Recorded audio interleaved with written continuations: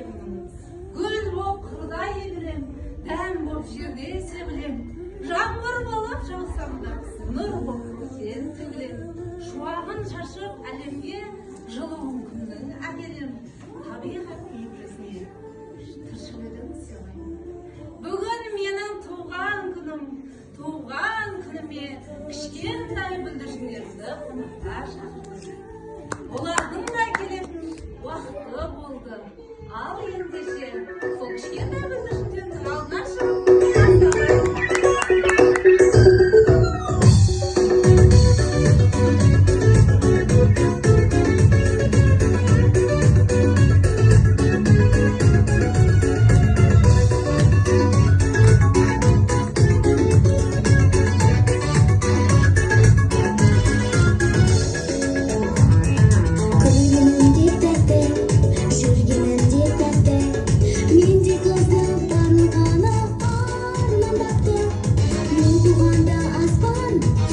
Жолды жақтан